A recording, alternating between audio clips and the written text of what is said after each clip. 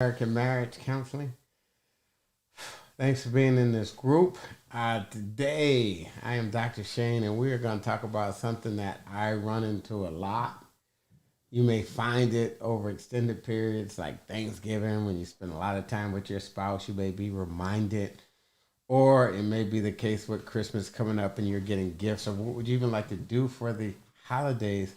You will discover that people hire the same and marry the opposite. Y'all heard that right. People hire the same and marry the opposite. So we're going to talk about that today. That was one of the most amazing things that working with couples taught me. So even like with your families, what you might do for fun, what they may want to do for fun.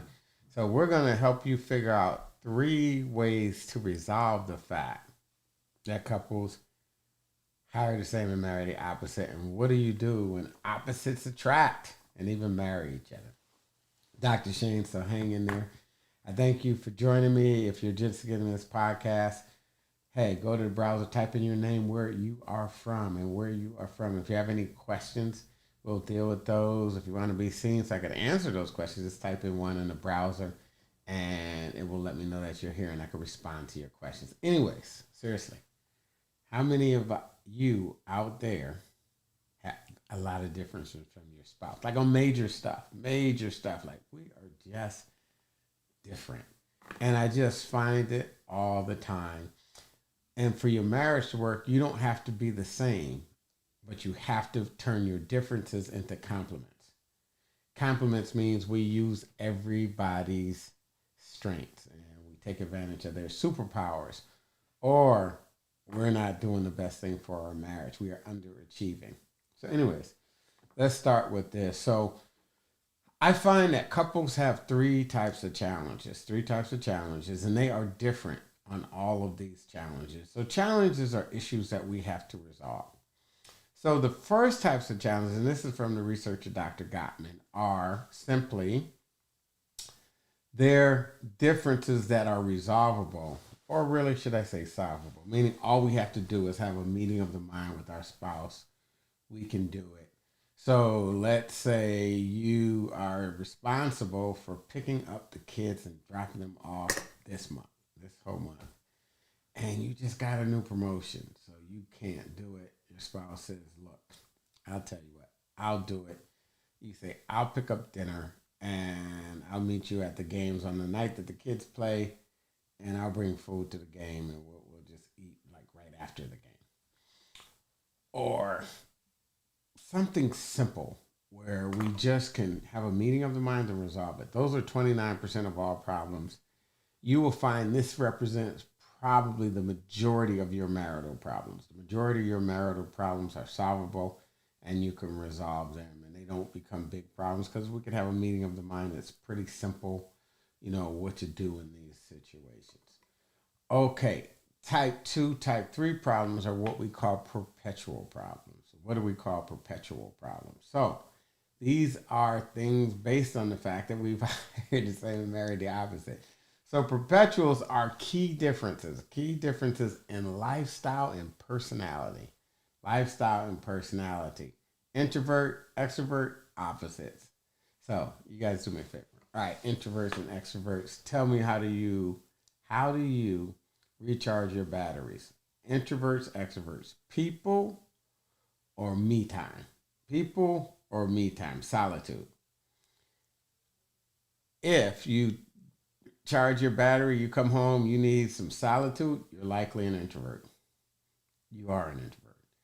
This is from Myers Briggs. If you come home and you want to recharge with your spouse, your family, you're likely an extrovert.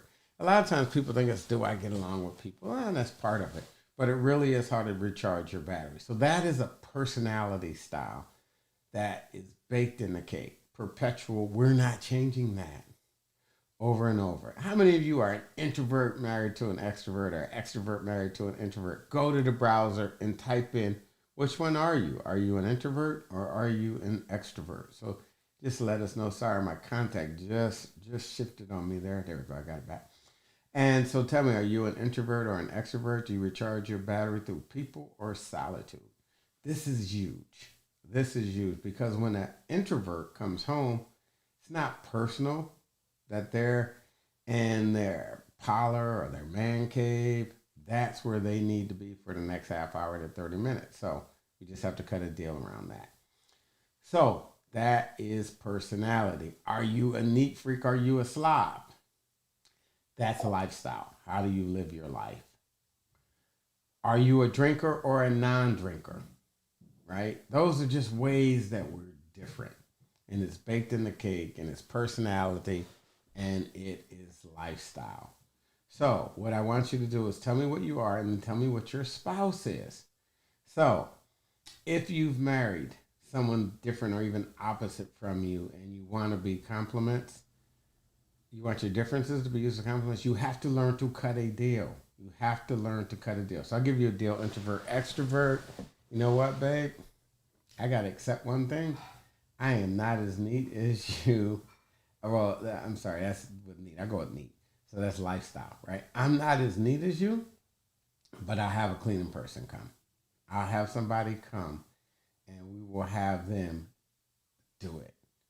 And they will help you do it because I'm not going to get it done to your satisfaction or at all. Cut a deal. Introverts, extroverts. Introvert comes home instead of this constant tension about them going to their private area and seeking solitude. Tell you what, spend the first 15 minutes greeting me and the kids at the door. Ask us how was our day. Tell us you love us. Hug us. Ask if they got anything they need help with later. Then you can go and recharge your battery. That's cutting a deal. Hey, introvert married to an extrovert. I don't think we're going out Friday. I'm kind of worn out, but we can go out Saturday. We can do that. Cutting a deal. So those are perpetual problems, same problems, different outfits. If we cut a deal, us being opposites is manageable. We could become complements. We stay together. We live to fight another day. If we don't cut a deal, they trickle down to type 3 problems. So type 2 and type 3 perpetual problems are 69% of all problems. Type 3 are the perpetual problems that can be deal killers. So they are the ones that we don't cut a deal on. They linger. They spiral down.